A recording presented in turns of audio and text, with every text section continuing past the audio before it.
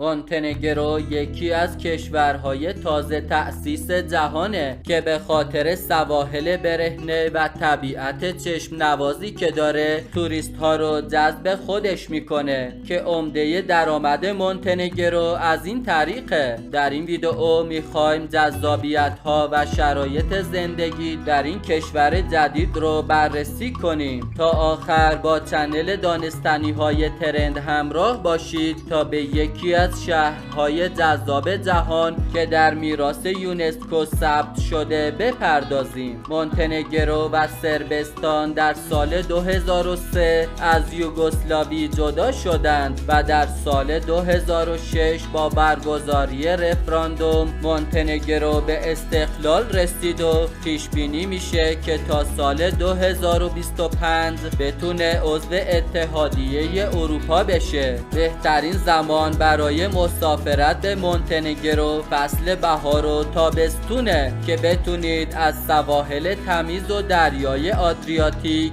لذت ببرید. از اون جایی که میانگین سنی مردم این کشور 30 ساله باعث شده که به یکی از مکانهای دنج برای تفریحات جوانان تبدیل بشه. ولی جالب اینجاست که مردم بسیار معتقد به دین و مذهب هستند و در مصرف الکل مثل کشور ایرلند و لیتوانی زیاده روی نمی کنند. اما زمانی که به سواحل میرسن این لعنتی های مذهبی دیگه شرم و حیا رو میذارن کنار و به صورت لخت مادرزاد در سواحل تفریح میکنن و حمام آفتاب میگیرن. سوال اینجاست که نرخ مالیات در مونتنگرو بسیار پایینه و در کشورشون تولیدات داخلی ندارن. پس هزینه های دولت از کجا تأمین میشه؟ باید بدونید که این کشور بهشت پولشوییه و چون دولت فضای مناسبی برای سرمایه گذاری ثروتمندان مهیا کرده و از ورود پول ثروتمندان به این کشور بسیار راضیه و بخش زیادی از این سرمایه ها رو به کازینو و قمارخونه ها اختصاص داده. به خاطر پایین بودن نرخ مالیات و جرم و جنایت مردم از زندگی در مونتنگرو بسیار راضی هستن و در آرامش زندگی میکنن. اما زندگی در مونتنگرو چه معایبی داره که جمعیت کمی در این کشور زندگی میکنن؟ مردم مونتنگرو به زبان انگلیسی تسلط کافی ندارن و اگه شغلی راه اندازی کنید به دلیل جمعیت 600,000 نفری در این کشور